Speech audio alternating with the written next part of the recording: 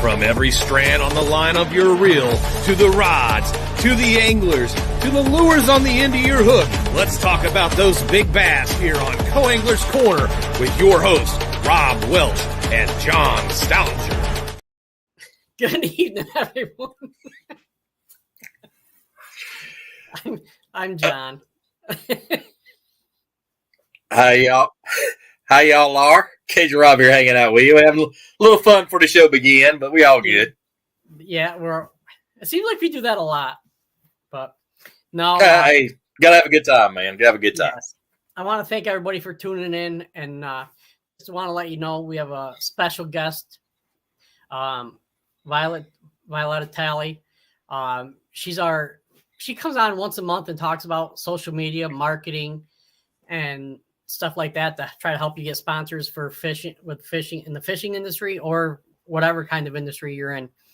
And tonight we're going to talk about social media etiquette, professionalism, and possibly get into social media and the artificial intelligence aspect of it. But without further ado, let's try to bring her on here without any issues.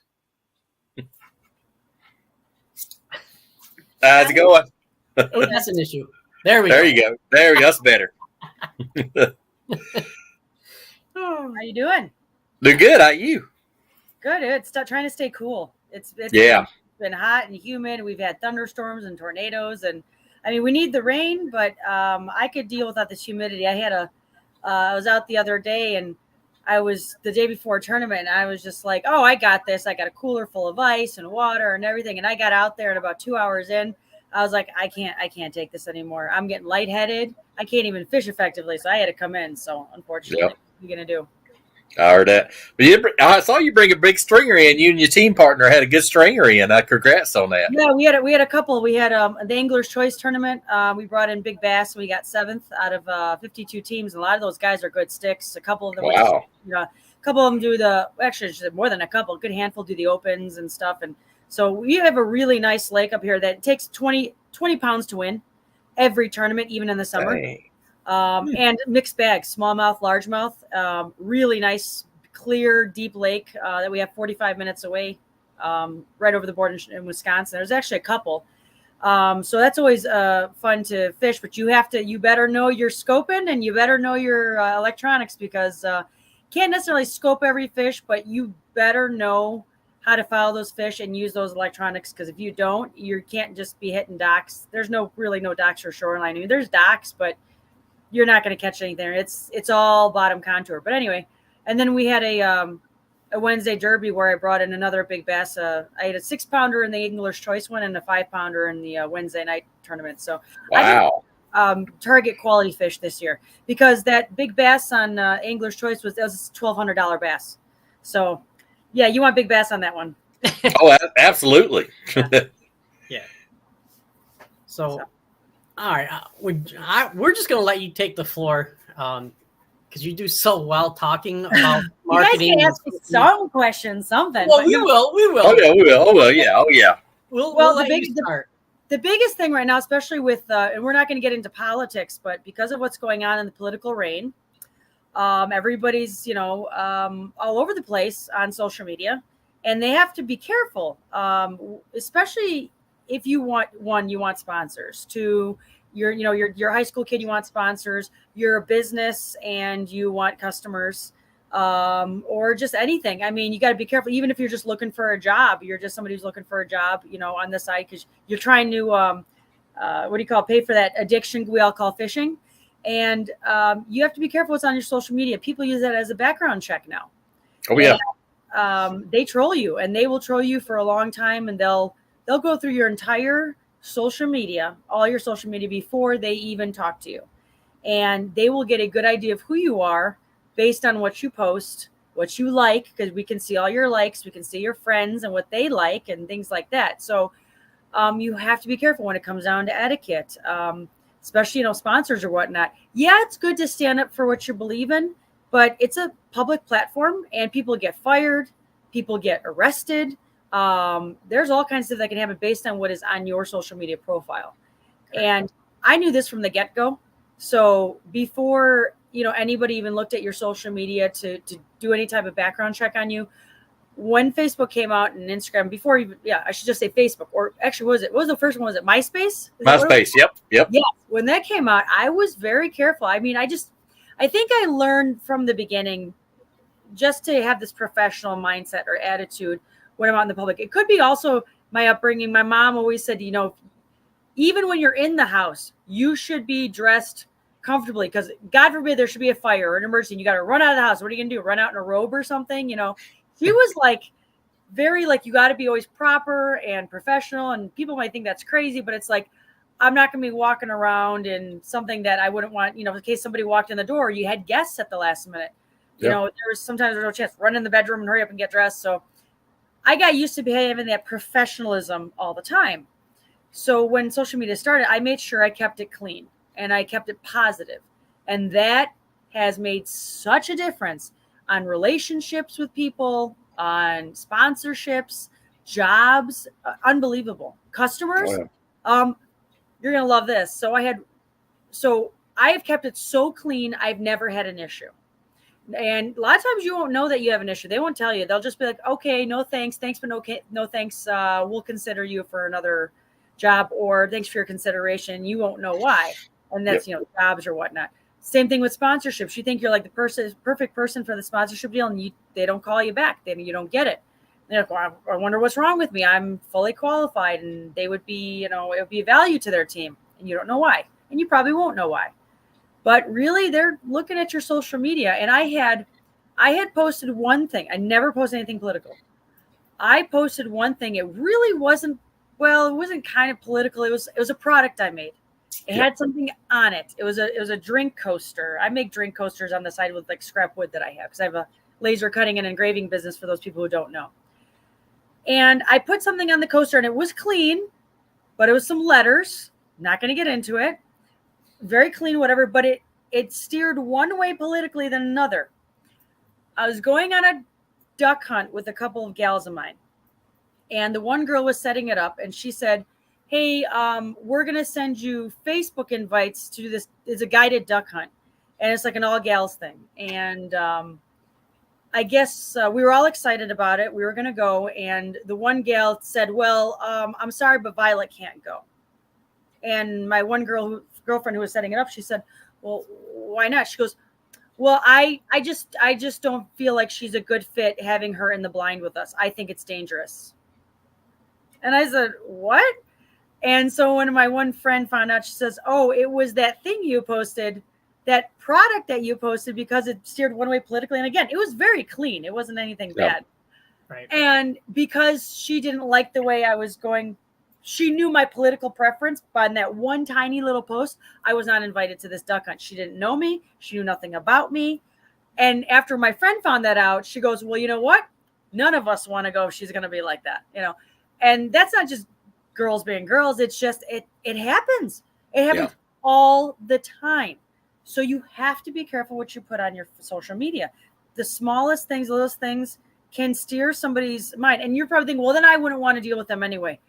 You'd be surprised at how many bigger companies, they don't want to deal with political stuff. They don't want hassles. They don't want problems. There's plenty of people in line to get on a sponsorship team or whatnot that are clean cut, professional, that they don't want to have to deal with any problems down the road. And that is a red flag if you put anything like that on your social media.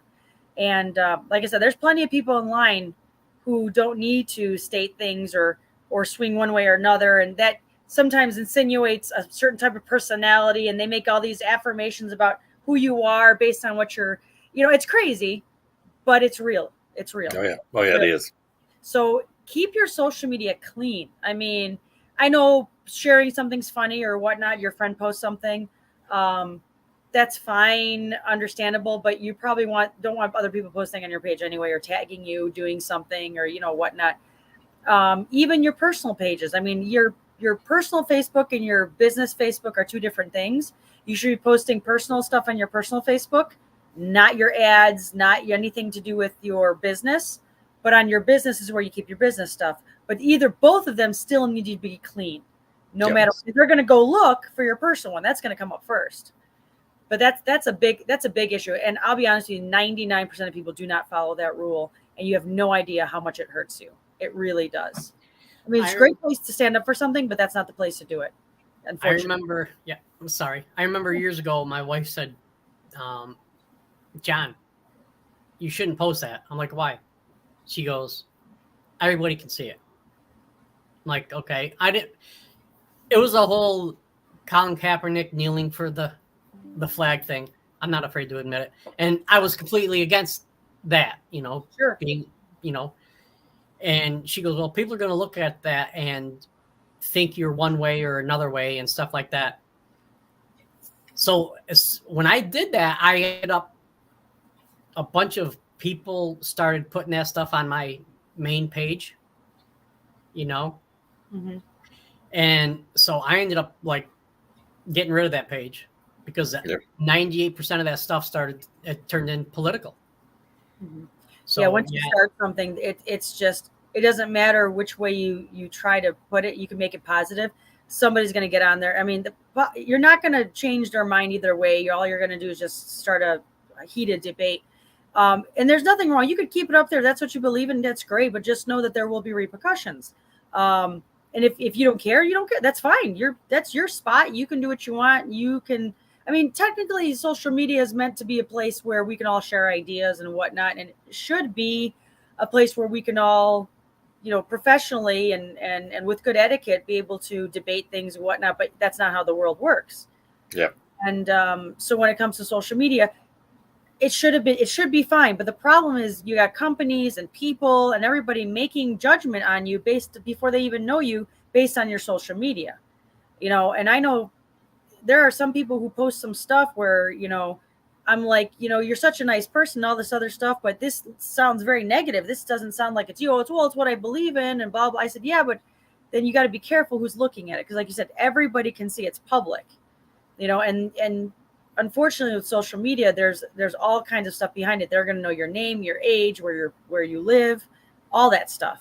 And so you have to be careful because that stuff compiles over time. And right. Facebook keeps that on record for a reason because it's all about advertising. They want to steer the best ads to you. So if they know your age, they know where you live, they know what you're like, they know who your friends are, then they can send you the best ads for the items that they think you're going to definitely buy. That's why you see those ads pop up that you're like, oh, I was just talking about that. Yeah, because you were sending somebody a post on it. That's why.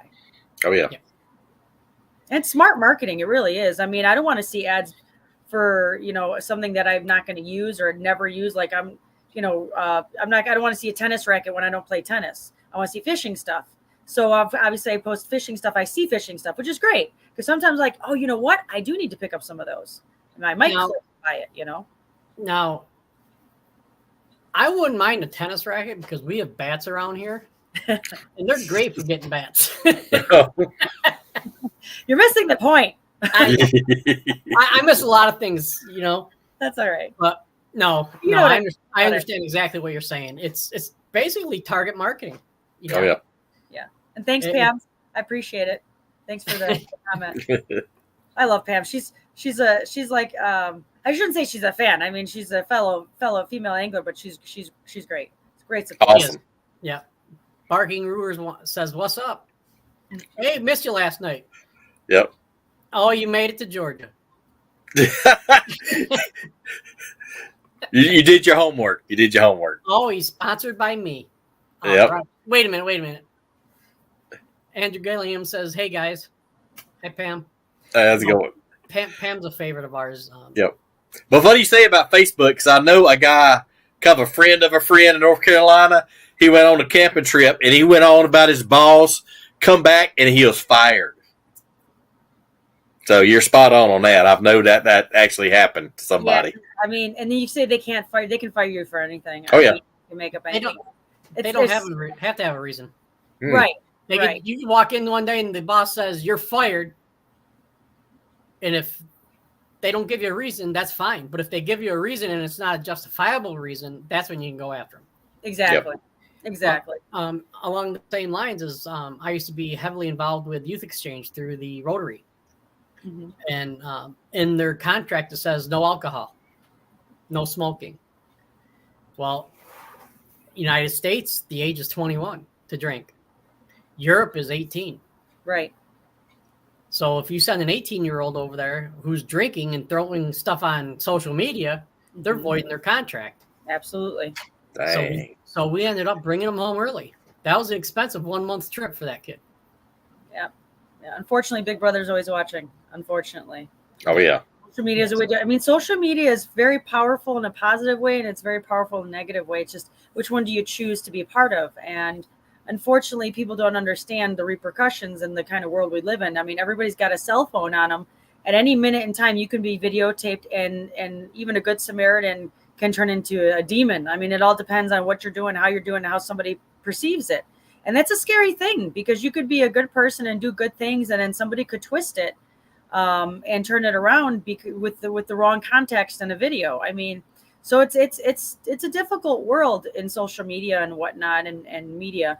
And then if AI is not making it any easier, I mean, it's making it easier in a form of like cutting down your workload based on what you want to use AI for, but can also be misleading, because a lot of people, they don't even know when they're being scammed by scams that I would look at and say, oh my, that's totally a scam. But somebody else will be like, well, I had no idea, you know? And now with AI, the photos and the videos that are coming out, it's almost impossible to distinguish what's real and what's not. I can kind of, I mean, most of the stuff I can kind of tell it's not, because, you know, I'm also a digital artist. I do digital video and photos, so I know. But some of the stuff I'm like, I got to look closer, and I'm like, you know what, I'm going to have to do some research, because that doesn't look right. And you don't know, because I think what we're in an age of not everybody needs to be, not everybody needs to get out the truth. They want to be first. Yeah. Yes. It doesn't necessarily have to be the truth. They just want to be first with the information, and if it's wrong, oh well, they'll just apologize later or not apologize. But it's not necessarily the truth that comes out first. You have to be careful. Yeah. Hello, hey Jeremy. Just like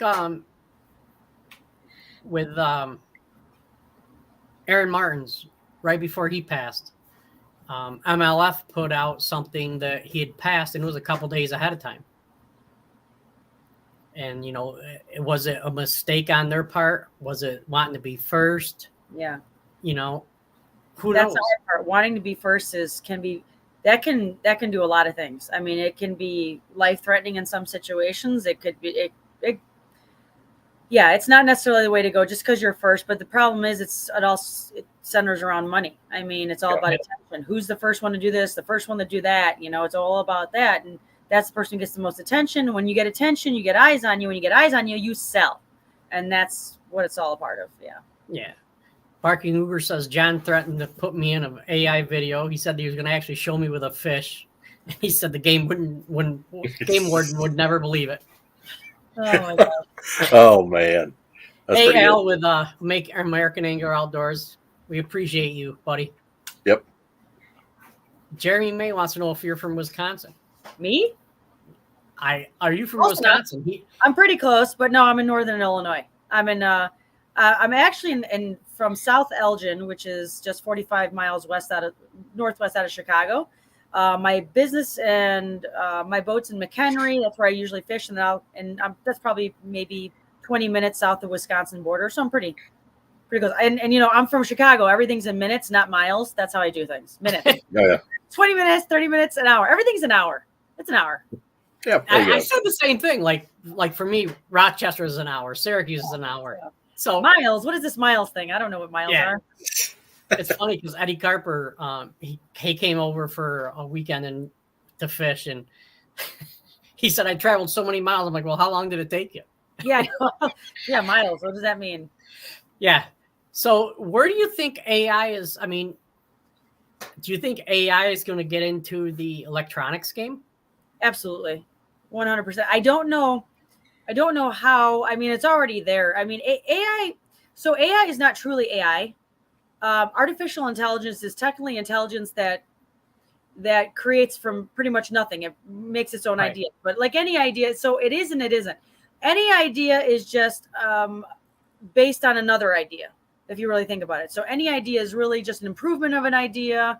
It's based on other ideas to create a new idea. It's ideas on ideas, right? So anything that anybody creates is usually, you know, inspired by or motivated by or whatnot. So it's always based on something. unless you're not really reinventing the wheel, you're just making a better one, right? AI kind of does the same thing. So it's taking, the reason why AI is out is for two reasons. We have an unlimited, almost unlimited source of data right now on the internet. I mean, anything and everything's on the internet, and then some stuff that we couldn't believe. I mean, there's so much data that's being held on the internet about everything, about everyone. And it's stored, because in the past we couldn't do that. We didn't have the storage capacity. Now we do. So all that stuff is stored. And now we have the technology with NVIDIA and the new chips that have come out to be able to process that data lightning fast, like unbelievably fast at a nano level. So we've had all this data before, and we've had technology. It just wasn't fast enough, and it couldn't sit through it fast enough. What AI now does, it's just basically a program that says, I'm going to find all this stuff and create your idea based on all the stuff I already have. So it's just a computer processor taking everything, into consideration and making something out of it. So it's kind of making something new, but not really. It's just combining a bunch of stuff and making you something that you think you've never seen. But you'd be surprised, some of the AI out there just searches the internet really fast and gives you something that's probably not been circulated around the internet yet. Some of the AI does do that. So it's basically an idea that's somewhere on the internet. So you have to be careful, because some of the AI that's generated is actually copyright. The better AI, the stuff that a lot of us don't have access to, will actually create something new, pulling from sources. So if I want a picture of a fluffy white cat on a red couch, I could tell AI to do that, and it'll make it. But it will take pictures of images that are that same style of art, put those together, grab the couch from another image, blah, blah, blah, whatever, add the shading, whatever. So it grabs stuff from other places to create something. So it is AI, but it's not AI. It's not like it's completely creating something from scratch. It's grabbing from the internet and then taking pieces of that to make you something new. Gotcha. So I could actually say, hey, to AI, show barking Rugers with a spinning rod and 4-pound test catching a 2-pound smallie. You can now but here's the thing, it won't be able to do it because it can't find his photo, unless his photo's somewhere online that's got a name tied to his photo, and it's got to search through all that and then grab the fishing rod. It can do it, but a lot of the sources that we have can't.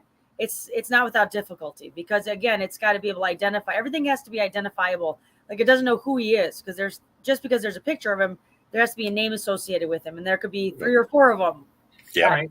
And put those all together. But I mean, you could, like, I have Chat GPT on my phone, and I could tell it the best thing is when you need it to write stuff for you. I'll be like, describe this product for me. Like, say I don't want to write a product description.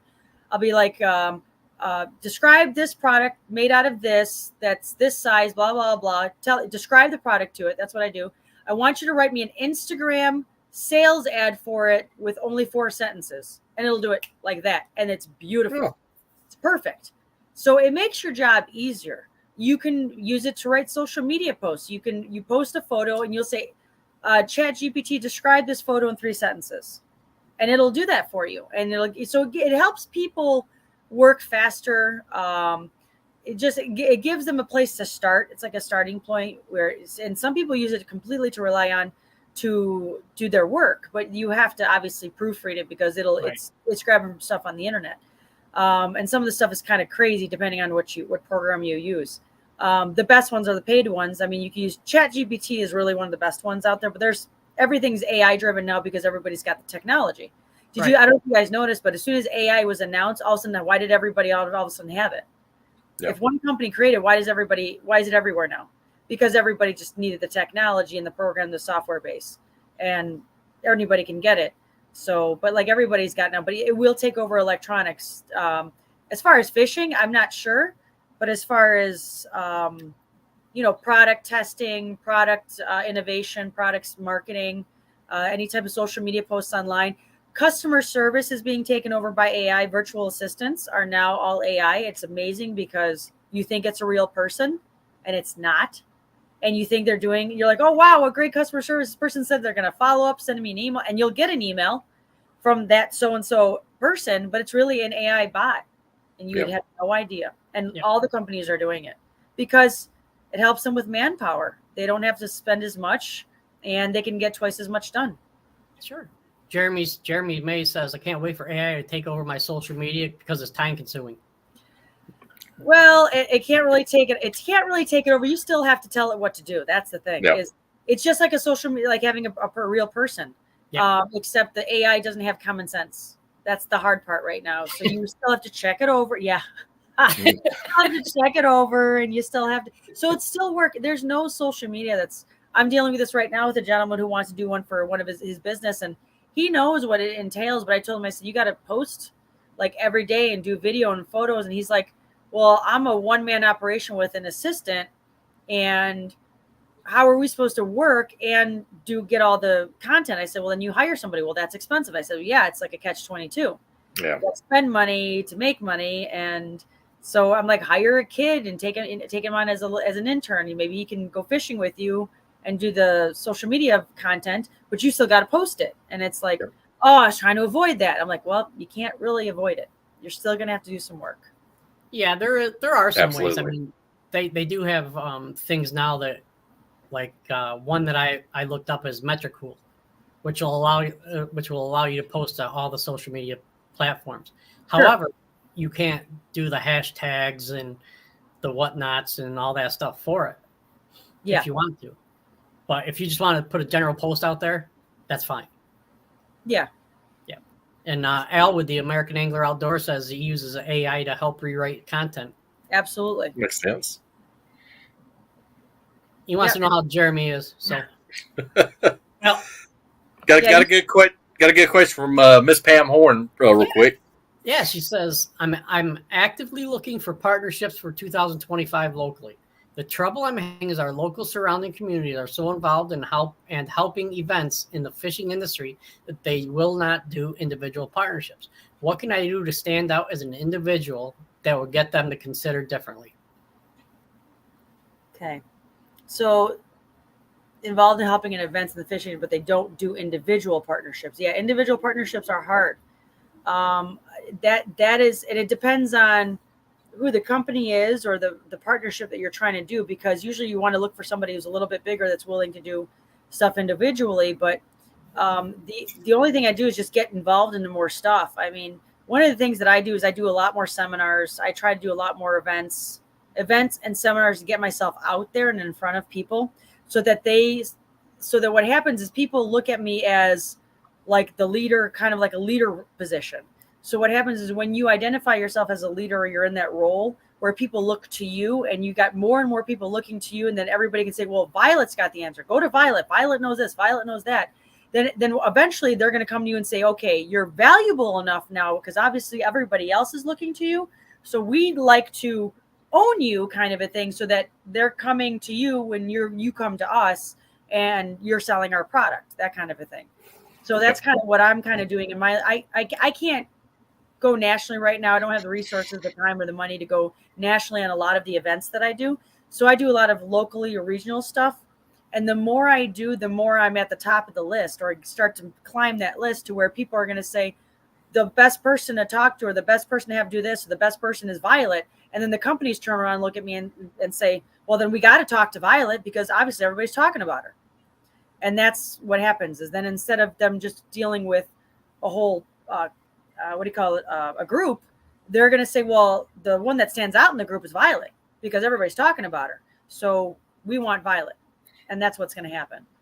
That's probably the best thing if that's what she's talking about. Hopefully that makes sense. Yeah, it makes sense to me. Yep. Jeremy said he's doing good. He's just here supporting friends, and he also says AI is grocery shopping and delivery food to tables at restaurants. Yeah, I heard about that too. They Wow. have bots and stuff, and yeah, it can do it. The problem is AI can only do that if the foundation is there. So like the grocery shopping will only happen if there's a bot that can read particular labels and all the labels are on correctly and all the prices are correct and the product is exactly where it's supposed to be. You tell me that's not happening in grocery stores right now. There's product that shouldn't be there. It's mislabeled, blah, blah, blah, So the only way AI is going to work is if the foundation's there.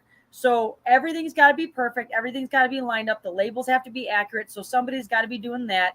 And then the bot can go around and be able to read everything. It's no different than like a Tesla car that's running itself on the road. There's glitches. If it gets to a road where there's no lines or it doesn't know what to do, it won't go any further. but they continue to program that into it. So yeah, eventually it will evolve, but the foundation is quite not there for it to be implemented everywhere. It's very, very specific locations or very specific instances. We are at least 20 years away from like AI being half the market for sure. Yeah. I mean, the only place that I've seen it work successfully at as far as something like that would be in a warehouse. Yeah. Amazon. Yeah. Oh yeah. One of the examples. You know, my brother Jeremy says John doesn't have common sense, so it's no different. But he still loves you. Marky Ruger says the danger to any assistance, whether AI or intern, is complacency. It's 100% on you to proof your releases before they become public. Absolutely. Yep. AI can only replace one facet of what you're doing. There's 10 facets of it. It might have replaced 1 or 2 or 3, but you're still responsible for the other 7. So it'll make your job easier, but you got to also understand is you have to program AI in the beginning so that it does what you want it to do right off the bat, or else it's not going to do it. And then the problem with AI is it's constantly evolving. You have to constantly be updating. I mean, it's going to make your job a little easier, but you got to figure out what's worth it to you. Right. So, but like for social media, I mean, there's not quite there. Social media is on the back end. It's what we're seeing that's being given to us, not so much that we are using to put out there yet. I mean, yeah, I can write you content, which is great. If you want to do a resume or you like your fishing resume, which I have to update mine. And AI is one of those things you want to say, okay, here's all my attributes. Please write a paragraph with this. And I'm going to proof because I want it to sound like me too. Correct. I don't want it doesn't sound like me. But I want it, but there might use a couple adjectives that I didn't even think about, or I'm just so busy doing this and this and this. Yeah, it's great to add a little bit of a shortcut or add some variety to what you're doing, but don't get complacency and let it take over, because then it's not you anymore. And then if we all sounded like that, there's no individuality. So then, why would somebody look to partner with you? Correct. Absolutely. Oh. What's next, Rob? Oh, Barking Grugers. I think you're touching on one of the biggies in the fishing industry. Fishing is the small part of what you have to do. You're a brand, a personality, an educator, and an entertainer. And he's right. I mean, absolutely. You've seen it with like the Guggen Squad. Yeah. They didn't make their money fishing. No. I mean, tournament wise, they didn't make their money tournament wise. Right. And you don't. And that's some of the things that fishermen tournament anglers are having an issue with, is because you don't have to be a tournament angler to sell product anymore. I mean, no, you don't. But you know what I got to tell you, when you start to go up the ranks, the attention's on you. So a lot of the guys who are profiting now, like guys who are doing old, what I'm going to call the OGs, who won 20 years ago, they're winning and stuff. And they got good titles, good names or whatnot. Now some of them are doing, very few of them are able to do this, but they're coming back and they're saying, okay, I'm going to take that popularity and I'm going to build a business around it, because they still have a name, they still have popularity, but they still got to keep winning. They still have to get to the tournaments and do well. And when they stop doing well is when you stop hearing about them. And everybody's like, oh, who's that guy? Oh, where's he been? What's he been doing? He hasn't won anything in how many years? That's what you're still going to get that, because then why should you use their product if you're not winning with it? Why should I use that rod and reel that you're using when you're not doing anything with it? So that's what goes through people's minds unconsciously. And so you still have to do well in the tournaments. And when you do well, and you get that little bit of attention, you got to capitalize on it, and you got to capitalize on it quick. So make a bunch of posts and talk all about it. And then right away talk about one of your sponsors, because you're hot and you want people to see that, because the next week somebody else is winning. Yep. So you have to be careful about that. So, but yeah, you do have to be the angler of the year. Do you have to be the Bassmaster Classic champion? No, and do you have to win? No, you can cash a check as long as your name's up there in the rank somewhere. You still have to be able to do something, because even though I do seminars, I do a lot of seminars. I enjoy doing them, and and a lot of people do pay me to do seminars. But I wouldn't be called to do a seminar if I wasn't doing something, in fishing. I just did a TV show for Midwest Outdoors magazine, and it just aired the other day. I didn't even know it. And it's in like 13 states. I mean, on like 5 different channels. I had somebody call me and say, hey, wow, we were really impressed with what you were doing on this lake on Midwest Outdoors TV, and you were explaining forward-facing sonar. We'd like you to come in and do a talk with us with Walleyes Unlimited. So I have to do something. I have to show that I'm doing something well. But do I have to necessarily be winning every week? No. But you got to be. That's the hard part. So I have to do all this other stuff in fishing to make money, plus do well in fishing itself. When most guys, you know how hard it is to go out there. I went out at 5:00 this morning. I was up. I came in. I worked for a couple hours. I went out and fished all day. I came in at, what time is it? It's almost 7:30 here. I came in around 5:00. I worked, and now I'm doing a podcast. And I didn't get enough fishing time in because I need to practice, and I didn't find the fish I needed. I found some, but I'm like, I'm out of time. I got to do this and this. I got to make money. I got to do a seminar. I got to do a podcast. I haven't done any social media today. And then I still have to fish, and I still have to do well fishing. So how do you do well fishing if you don't have time to fish? Yeah. You're doing all the other stuff to make your money so you can fish. Yeah. Oh, that's crazy, isn't it? Yeah, it's catch-22. It's catch-22. But Everything is. And yeah, go ahead. Jeremy says, well, if they spend the money and have an AI, I'm certain there's organizations to be behind the scenes. My brother works for Google, and I think there's some misunderstanding how involved the general public thinks it works. I was surprised to know it's not as deceptive as most people or general people think. Right. Yeah, that's absolutely correct. It's not as deceptive as you think, because they hear AI, artificial intelligence. What do we think? We think the horror movies, Terminator, all that. That's what we're thinking. That's where the things are going to take over. No, they can't take over because we're in control of them, because they wouldn't be able to get anywhere without the knowledge that we provide them. And they can only go so far. I still have to give it directions on what to do. And half the time it gets it wrong. So, but anyway. That's pretty cool. Mm-hmm.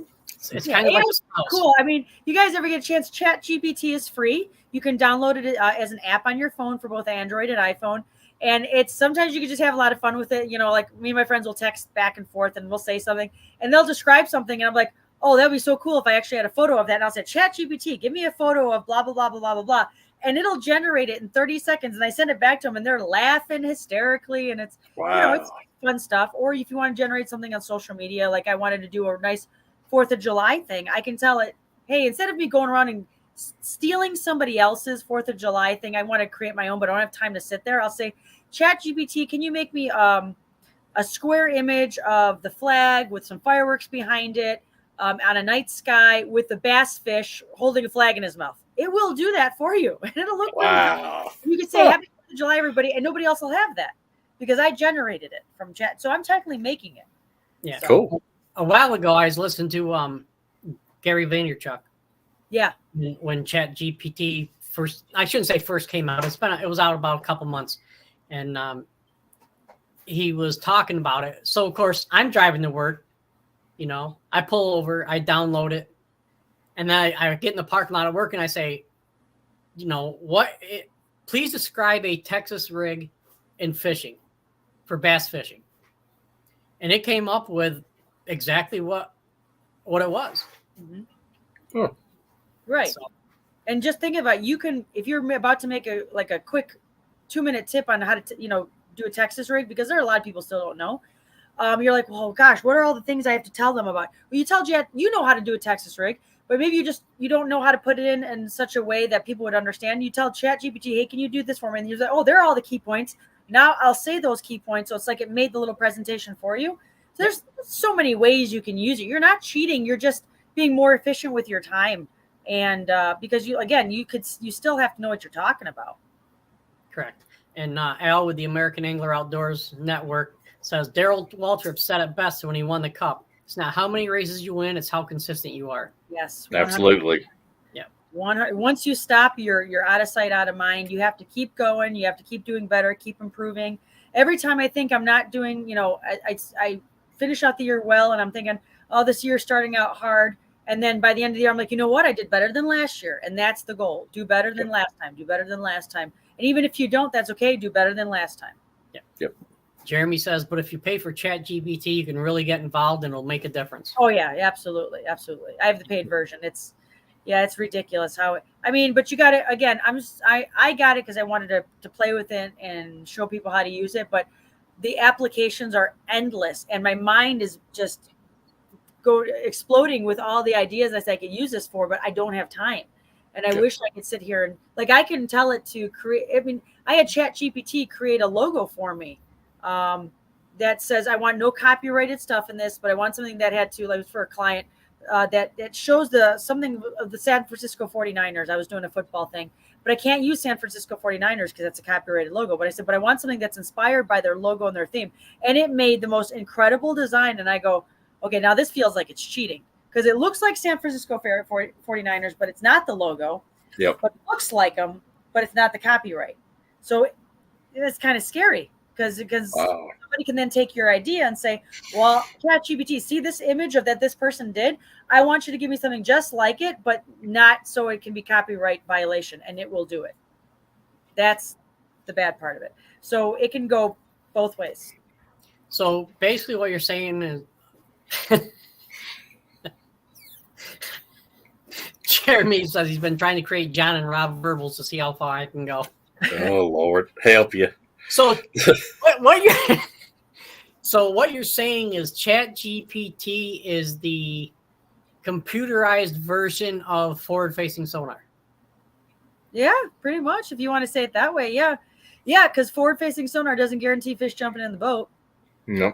You'll have to know how to use it. It can be complex. Yeah, makes sense. That's a good analogy. I like it. Only flying can guarantee fish in the boat. Now, if you could put ChatGPT into your forward-facing sonar, then what happens? Then you're disqualified for cheating.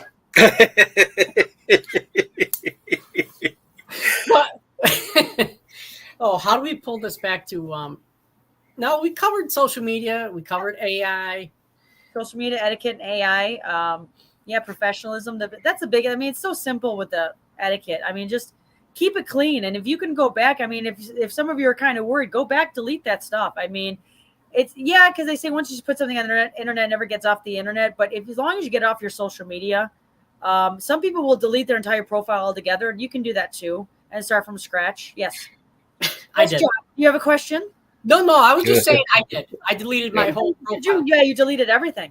But you have to be careful of that too, because that's also, like I said, that shows your history. Because like for instance, on social media, if you want to get better followers or more followers or better sponsorships, you have to have stuff in your social media that they can look in the history. Like for instance, if I post something and say, okay, I want to get more followers. What's a way to get more followers? So what I'll probably do is I'll say, I'd like more followers. Missile Baits sponsors me. Okay. Missile Baits.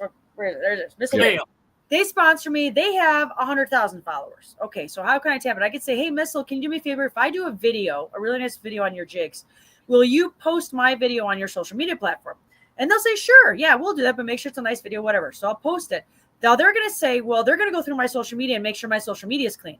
Because what's going to happen is they're going to say Violett at Talley, and it's going to be a link, a tag, talks about the missile jig and how it cashed her checks this past year, blah, blah. People will see that video on theirs. They're going to click on my name because they're like, who's this chick? Who is she? And they're going to see all my social media. Yep. So it better be clean, because if it ain't clean, Missile Jigs will not put my video up. Yep. If it is clean, that's great. But then you want the people to follow you. If you want them to click on and say, hey, you know what? I'll follow her. That's a quick way to get a lot of followers and good followers. But if there's nothing on your social media, no history, they're going to be like, why am I following her? She has nothing. They'll just look at it and come out. Yeah. So you have to have history and good history. And that's not something you could just fudge. So start now. If you haven't started, get some good, clean stuff on there. That's why you got to post often and regularly, because when people go click on your name, whether or not they decide to subscribe and follow you depends on everything they see in the history. And if it's all good, clean stuff, they're going to say, well, this person's, they're putting stuff out. I'm going to follow them. I want to see what else they got coming. So that's what you got to do. Jeremy wants to know, how do you handle waves up in the northern waters? Do you prefer a seat as a co-angler or a free stand? Well, I'm a boater, and I don't even use a seat, because every time I use a seat, I go to set a fish or set the hook on a fish or move. I hit that seat, it twirls me around. I feel like I want to go in the water. And I got that Skeeter FXR 21, so it's got a huge front deck on it. So just plant your feet. And we just had that the other day. We had boat traffic. We had high winds. And I think, I'm a little more athletic. So if I start using that seat, I get very complacent, and then it turns into a crutch. So when I don't have the seat, I feel like I can't stand on the deck. So I don't do the seat at all whatsoever. My co-anglers, absolutely. I got to put the seat in them for all the time. They hang on to it for dear life. Like me, I'm a co-angler. Yeah. And when I talk to my boater, I'm like, one of the first things I try to tell them is I don't need a seat. Yeah. If I'm in the back of the boat, I don't use a seat either. Only because like if it gets that rough, I can go down in the gunnel and stand. Exactly. Go down and I don't want to set the hook and wave come from one side, the other, me hit the seat and end up in the drink. No. I've actually I did Sturgeon Bay in 40-mile-per-hour winds during this. They had a tournament before the Sturgeon Bay Open. They had an MLF style tournament, but it was a team tournament. I was literally on my knees. I was on the back deck because it was so bad, but the fishing was so good. Just throwing them out in the waves and doing like a drift trolling type thing. It was 4.5, 5 pounders every other cast. I mean, how could you pass that up? So I'm like, I can't stand. I'm kneeling, and the guy in front put his pedestal all the way down to where he was literally like a crouch seat, and he was casting. And it was great until his bilge pump went out, and then we were gone. We had to leave. Ooh. Yeah, because 40-mile-an-hour winds. I mean, you couldn't even get on plane. When your nose was just straight up in the air. And thank God, hopefully you didn't, and you couldn't go fast enough to spear a wave. But yeah, I mean, you got to do what you got to do, but you need the room on the deck so you can move, you can plant your feet, and if it gets really bad, you just step down. That's all you can do. Yep. Yeah. Barking Gurus wants to know what's the most fun project you've worked on lately?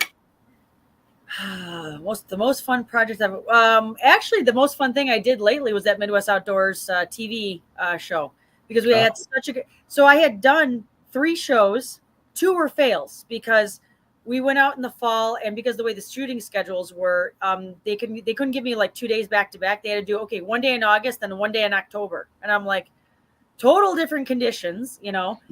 And at that time of the year, we're going into that fall fishing around here, which with the water level we had last year was terrible. So with terrible fishing, so we had the camera guys out and everything. Couldn't catch anything. They couldn't catch anything. I was putting rods in everybody's hand, like, somebody catch something.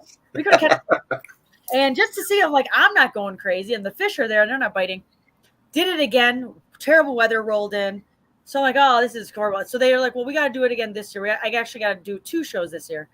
And we did the show, and I'm just praying this whole time, like, oh, gosh, I hope the weather's good. I hope there's fish. Or there's just so many factors. I mean, I don't know how charter guys do it, like guides and stuff, like constantly produce.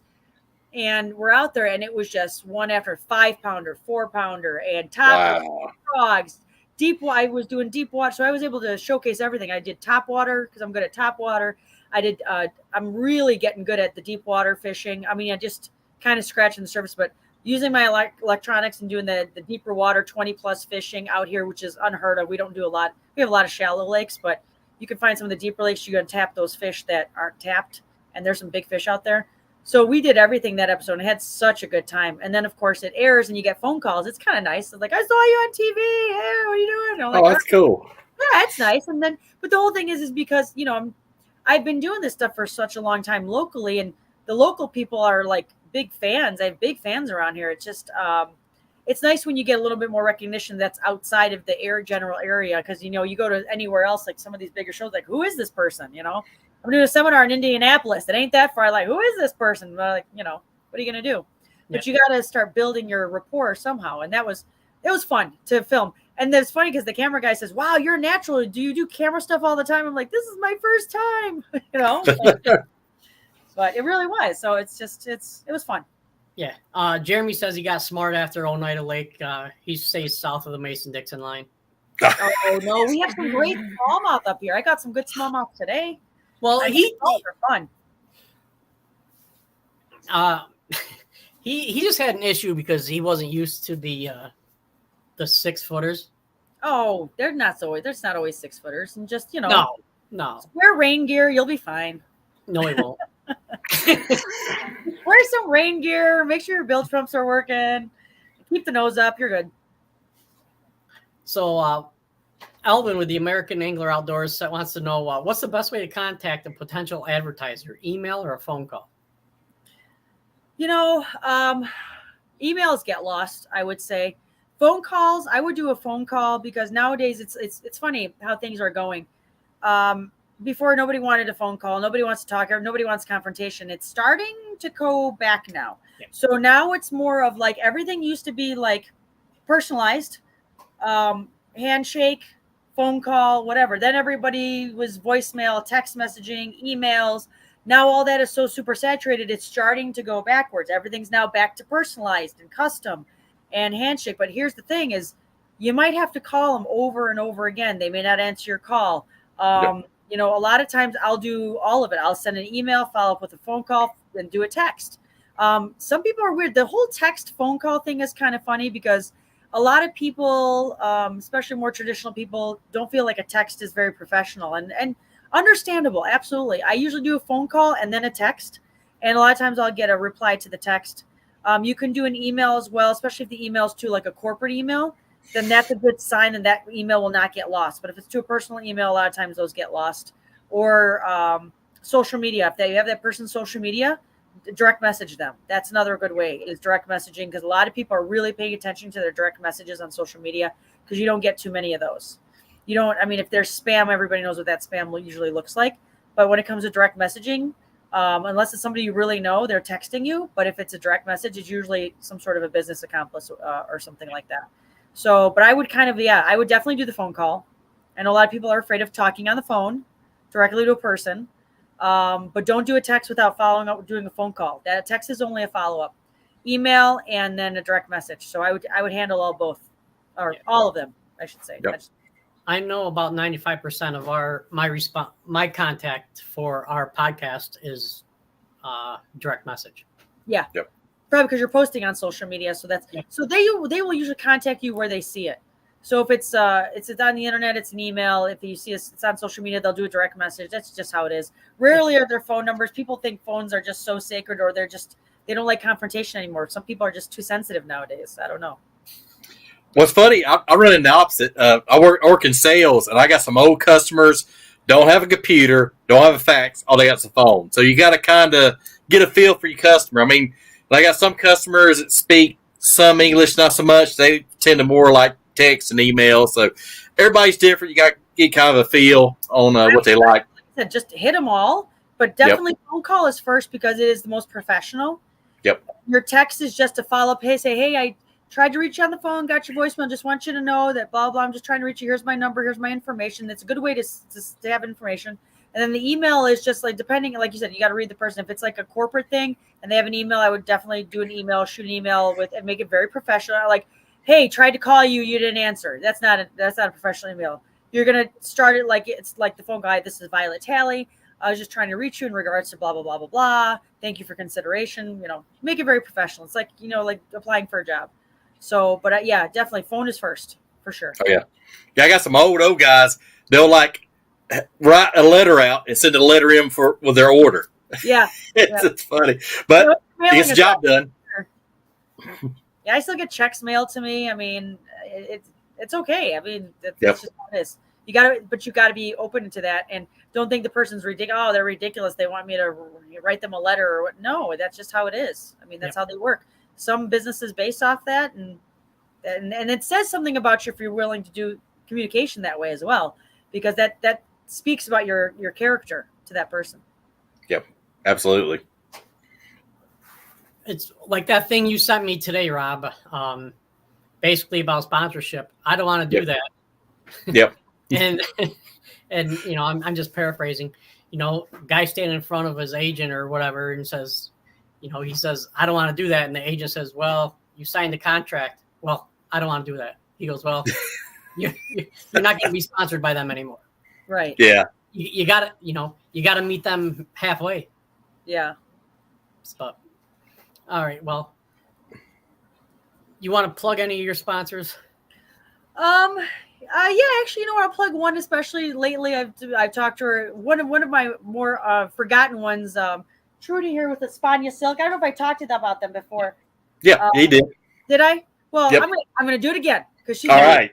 Trudy, yeah, she's been dealing. She's a one man, one woman shop, and she's been so wonderful. Like I think I said before, she's the only sponsor that I think very few products that can benefit the fishing industry. Although she's given me some great ideas, but yeah, she does hair care, lotions, bug spray, things like that. But it's all natural stuff, and it's truly like the best stuff I've ever used.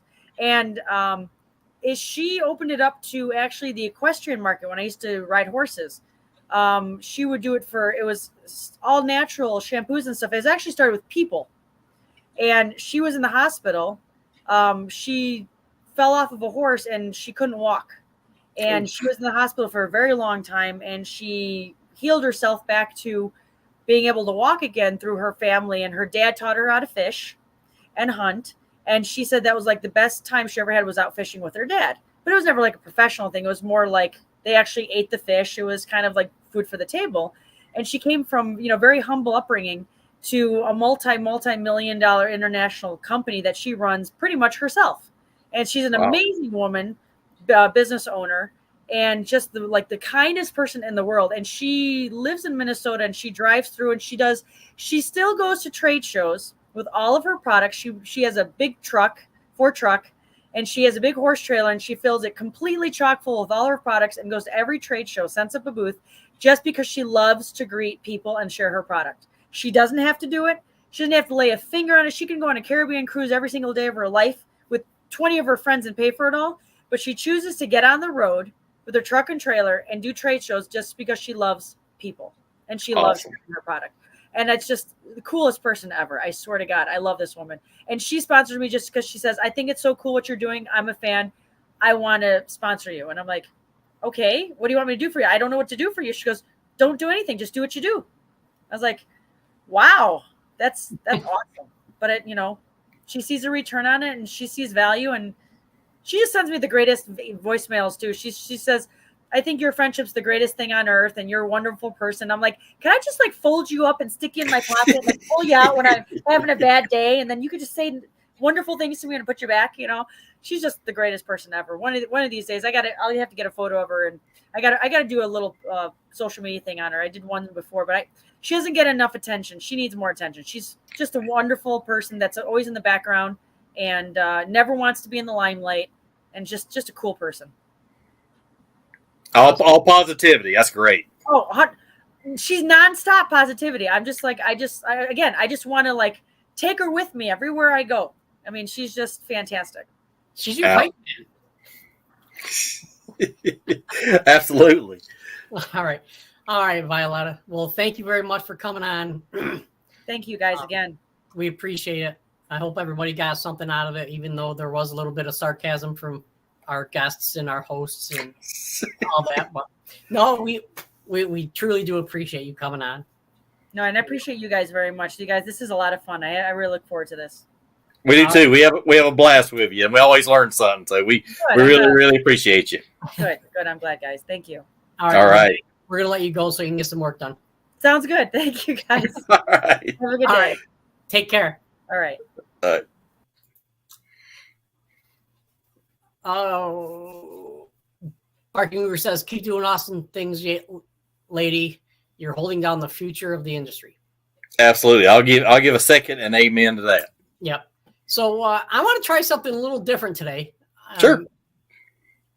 That thing I sent you and Al last night, I want to play that up. Something about a new product we have coming out. Some people know about it, some people don't. But I just wanted to put it in here and get people's feedback on it. Sure. You want to try it? Let's do it. All right, here we go.